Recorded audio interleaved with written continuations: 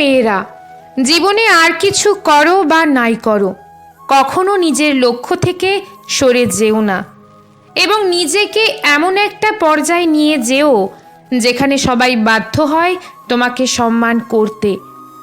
আজকে যারা তোমার দুর্বলতা নিয়ে হাসি তামাশা করছে, ভাই নেই বলে চোখ বড় বড় করে তোমার মা বাবাকে যারা বলছে কি ছেলে নেই, তাদের কথায় মন ভারী না করে সেটাই শক্তি বানাও।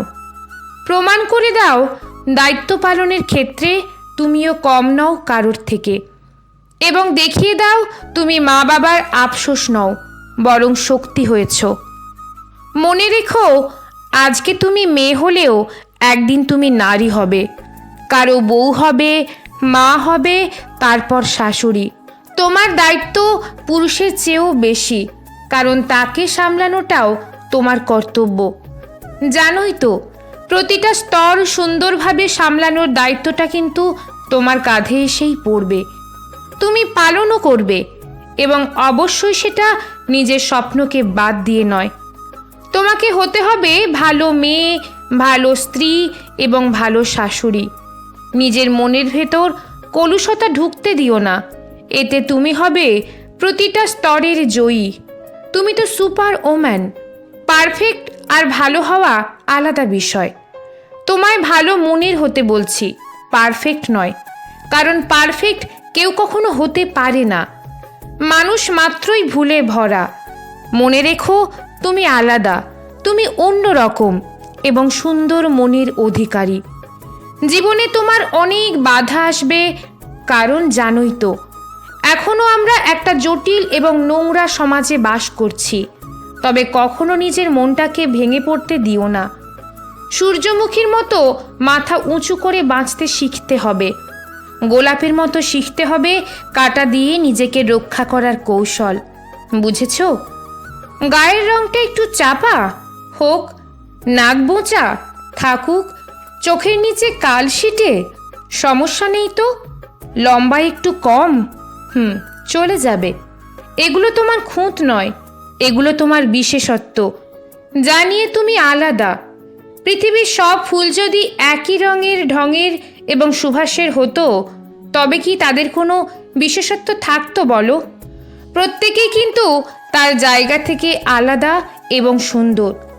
যদি তা না হতো, তবে কেউ রাস্তার পাশের ফুলটা তুলে কানে গুঁজে নিত না। তুমি কি জানো, সৃষ্টিকর্তা তোমায় অনেক ধৈর্য নিয়ে সৃষ্টি করেছেন। বলা হয় মেয়েরা সৃষ্টিকর্তার ছুটির দিনে আরাম করে বসে মনোযোগের সৃষ্টি। যে এত ধৈর্যের সৃষ্টি, সে যদি অল্পতেই ধৈর্য হারিয়ে ফেলে, তবে কি করে চলে বলো?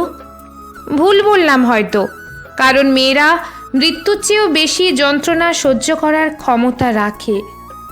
এটা পারে কেবল সে ধৈর্যধারী বলেই। উৎসর্গ পর্বে তোমার চেয়ে সুন্দর আর কেউ হতে পারে না। দেখো না, তোমার নামে কত গান, কত কবিতা, কত কবির আহাজারি। বিশ্বাস রাখো নিজের ওপর, সত্যিই তুমি অনন্যা। তবে সাবধান, তোমাদের মধ্যে একটা দল আছে যারা অন্যরকম, বিচ্ছিরি মানসিকতার। হাজার জনের চেষ্টাও যাদের ঠিক করতে পারেনি। ভুলেও তাদের অনুসারী হইও না, এবং তাদের চিনতে শেখো, যাতে তাদের পথ তোমাদের মারাতে না হয়। দূরে থাকো যতটা সম্ভব। জানোই তো, নষ্ট জিনিসের সাথে থাকলে ভালো জিনিসও তাড়াতাড়ি নষ্ট হয়ে যায়।